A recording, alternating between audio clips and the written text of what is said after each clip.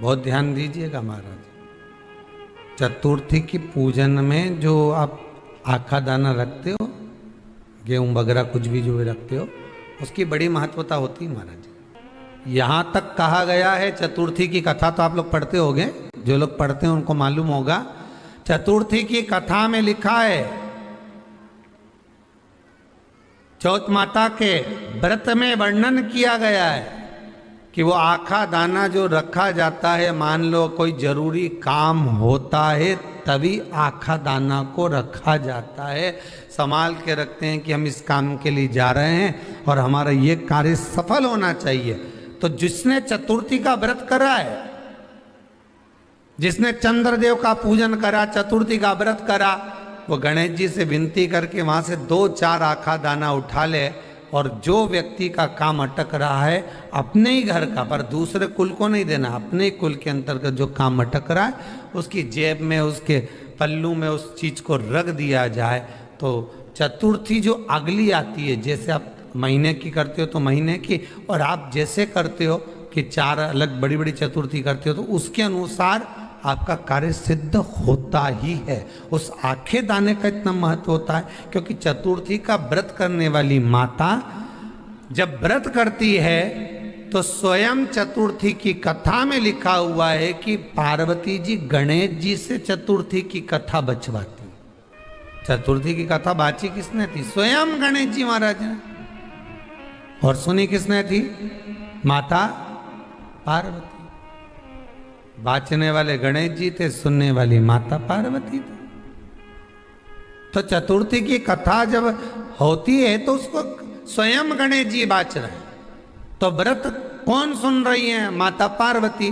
और आपने जो आखा दाना लिया वो गणेश जी के भाव से लिया, गणेश जी से निवेदन करके, विनय करके, प्रार्थना कर कर उसको प्राप्ति का जो व्रत करने वाली होती हैं, जो चतुर्थी का पूजन करने वाली होती हैं, उनके भीतर का एक भाव होता है कि जैसे ही शाम का समय आए चंद्रदेव का पूजन करें, चंद्र जब प्रकट हो जाए, कलश भर लिया, उसके नीचे आखा दाना रख दिया, चावल गेहूं जो भी आप रखते हो पूजन के लिए, ऊपर पात्रादिक रख दिया, जलाशय, फिर अपन ने घी का दिया लगाकर पूजन भी कर ली। तो जो चतुर्थी का पूजन करने वाली होती हैं, जो चतुर्थी का नियम व्रत धारण करने वाली होती हैं, बड़ी बड़ी चतुर्थियां करती हैं या उसका नियम धारण करती हैं, तो चतुर्थी का जो पूजन करती हैं वो किस चीज के लिए होता है? केवल संतान, पुत्र, परिवार, हमारा कुटुंब, हम जिस कुल में हैं, हमारा कुल वैभव की ओर बढ़े, संपदा की ओर बढ़े और उसकी आयु बढ़े, उसकी आयु बढ़े, वैभव बढ़े। चतुर्थी लग रही है, जिसके घर में संपदा की कमी पड़ती हो, बीमारियां ज्यादा फैल रही हो, बहुत कष्ट हो महाराज, बहुत ज्यादा दुखी हो, कोई काम नहीं बन रहा, बहुत तकलीफ में हो, तो शमी पत्र, शमी की पत्ती, जहां गणेश जी का स्थान है वहां पर 5 शमी पत्र 5 समर्पित करें और शंकर जी के ऊपर 3 शमी पत्र समर्पित करें। बहुत ध्यान देना, 5 शमी पत्र जहां गणेश जी का स्थान है शिवलिंग में वहां समर्पित करें, 3 शमी पत्र शिवलिंग के ऊपर समर्पित करें। 1 शमी पत्र शंकर जी की चौखट पर लेफ्ट भाग में, जाते समय आपका उल्टा हाथ, जब मंदिर से निकलो तो उल्टे हाथ पर लेफ्ट भाग में शंकर जी की चौखट पर समर्पित करें 1 शमी पत्र।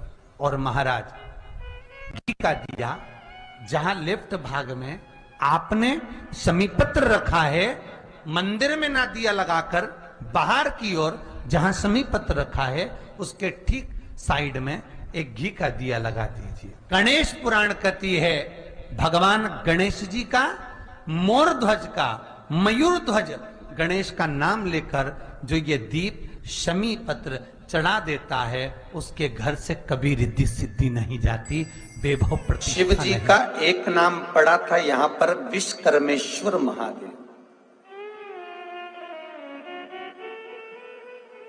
कब पड़ा था शिव जी का ये नाम? जब शंकर भगवान ने गणेश जी का माथा जोड़ा था।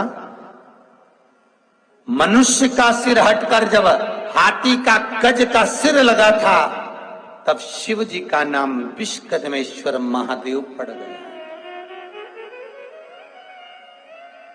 जो व्यक्ति मकान लेना चाहते हैं, जो व्यक्ति जमीन खरीदना चाहते हैं, जिनकी जमीन नहीं बिक रही हो, प्लाट नहीं बिक रहे हो, मकान नहीं बिक रहे हो, या कोई टेंडर भरा है प्रॉपर्टी का, किसी चीज का टेंडर भरा है, ठेका नहीं हो रहा हो, तो विश्वकर्मेश्वर महादेव का नाम लेकर 5 बेलपत्र चंदन लगाकर शंकर जी के शिवलिंग पर चंदन लगाकर जो शिवलिंग पर चिपका देता है, भगवान शंकर उसकी मनोकामना पूर्ण कर देते हैं।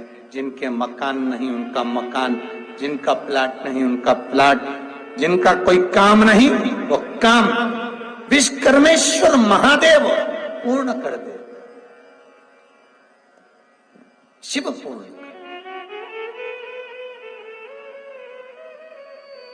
भगवान शिव का एक नाम हुआ था विश्वकर्मेश्वर। में अगर ज्योति कमजोर पड़ रही है, जाले पड़ने लगे, चश्मा बढ़ने लगा, रात को आंखों में जलन होने लगी, रात को नींद नहीं आ रही है, तो बैसाख के महीने में जो दुर्वा होती है, इस दुर्वा को तोड़ ला। जहाँ पर अशोक सुंदरी के स्थान पर उस दुर्वा को रख दो और कुंदकेश्वर महादेव का नाम, कुंदकेश्वर, उस दुर्वा को उठा कर लिया। बैसाख के महीने में कोई भी तिथि, कोई भी दिन, कोई भी वार आप बैसाख के महीने में कर सकते। उस दुर्वा को लेकर आओ, लगभग 20-25 दुर्वा लेना, उसको लेकर आइए। सुबह सुबह कुंदकेश्वर महादेव का नाम लेकर उसको खाना प्रारंभ कर दीजिए। एक दुर्वा रोज खाओ। जो पथरी है या नेत्रों में तकलीफ है या कोई ना कोई रात्रि को नींद नहीं आना, बेचैनी हो जाना, घबराहट होना, धीरे धीरे धीरे धीरे 20 दिन की वो दुर्वा है, 20 दुर्वा एक दिन खाना चालू करो। 4 या 5 दिन लगेंगे, अपने आप आपको कोई गोली खाने की जरूरत नहीं पड़ेगी, नींद अपने आप आना प्रारंभ हो जाएगी। और बेचैनी